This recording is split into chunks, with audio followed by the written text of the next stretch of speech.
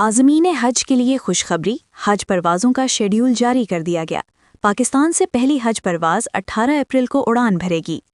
कराची, लाहौर, इस्लामाबाद और मुल्क के दीगर शहरों से हज परवाज़ों के शेड्यूल का ऐलान कर दिया गया। पाकिस्तान से सरकारी हज स्कीम के तहत मजमूई तौर पर 1,19,000 आज़मीन को मदीना मुनव्वरा और मक्का मुकरमा पहुँचाया जाएगा। हुकूमत के मुताबिक पहले 15 रोज में आज़मीन को मदीना मुनव्वरा और फिर बाद में जद्दा के लिए परवाजें उड़ान भरेंगी। 18 अप्रैल को कराची, लाहौर, सियालकोट और मुल्तान से परवाजें ऑपरेट होंगी। हज ऑपरेशन 34 रोज तक जारी रहेगा। हज के पहले दिन 4 परवाजें मदीना मुनव्वरा जाएंगी। जद्दा के लिए 4 मई से परवाजें शुरू होंगी। पाकिस्तान के 8 शहरों से हज फ्लाइट ऑपरेशन शुरू किया जाएगा। इस्लामाबाद में 129, कराची 124, लाहौर 104, मुल्तान 34, सियालकोट 26, क्वेटा 18, फैसलाबाद 23 और सक्कर से 5 परवाजें शामिल हैं। यहाँ पर आपको अपडेट करेंगे। सदर ममलिकत आसिफ अली जरदारी ने कहा है कि कलदम TPP और BLA के हमले नाकाबिले बर्दाश्त हैं।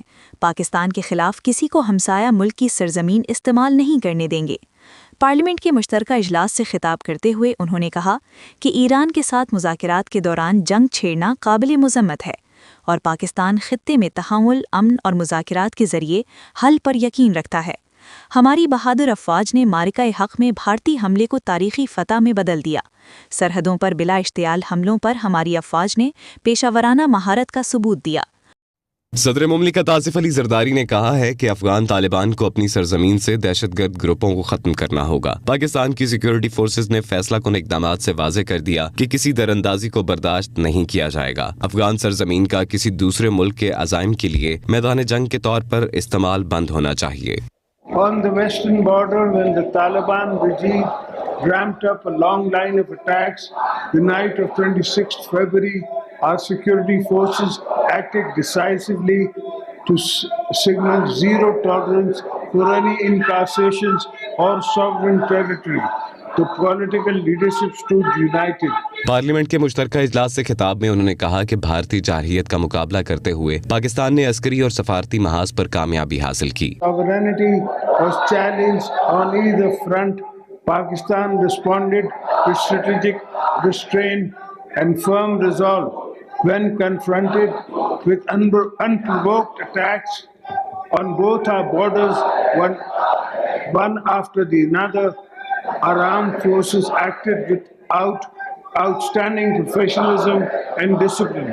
In the case of Marka-e-Haq, they turned India's attack on our motherland into landmark strategic victory. सदर ममलिकत ने कहा कि ईरान के साथ मुज़ाकरात के दौरान जंग छेड़ना काबिल मुज़म्मत है। सदर आसिफ अली जरदारी ने कहा कि मशरिक़ वुस्ता में कशीदगी और ईरान पर हमले पूरे दुनिया के लिए खतरा हैं। खित्ते को मजीद बहरान से बचाने के लिए तहम्मुल और मुज़ाकराती हल नागुज़ीर है। ईरान के सुप्रीम लीडर आयतुल्लाह अली खामनाई की शहादत पर ताज़ियत करता हूँ। पार्लियामेंट का मुश्तरका इजलास शुरू हुआ तो अमरीकी और इसराइली हमले में शहीद ईरान के सुप्रीम लीडर आयतुल्लाह खामनाई और दीगर शोहदा के लिए दुआ करवाई गई। सदर ममलिकत के खिताब के दौरान अपोजिशन अरकान ने शोर शराबा और एहतजाज किया। ऑपरेशन गज़ब बिल हक़ के तहत अफ़वाज पाकिस्तान की फ़ितनल ख़वारिज के खिलाफ कार्रवाइयाँ जारी हैं। पाक फ़ौज ने फ़ितनल ख़वारिज और अफ़गान तालिबान का हॉस्ट में एम्यूनिशन डिपो तबाह कर दिया। वज़ीर इत्तलात अता तारण ने ऑपरेशन गज़ब बिल हक़ के ताज़ा अदाद-ओ-शुमार जारी कर दिए। अता तारण ने बताया कि अब तक अफ़गान तालिबान के 435 कारिंदे हलाक और 630 से ज़ायद ज़ख्मी हुए। 188 चेक पोस्टें तबाह कर दी गईं, 31 पोस्टों पर कब्ज़ा कर लिया गया। नायब वज़ीर आज़म इसहाक डार का कहना है कि ऑपरेशन गज़ब बिल हक़ में कलदम TTP और दीगर दहशतगर्द अनासिर के खिलाफ इक़दामात किए। हमने कामयाबी से दहशतगर्दों के ठिकाने और कैंप्स तबाह किए। सरहदी इलाकों के 15 सेक्टर्स के 53 मकामात पर हमले पाकिस्तान के लिए नाकाबिले कबूल थे। पाकिस्तान ने जवाबी कार्रवाई में शहरी आबादी को निशाना नहीं बनाया।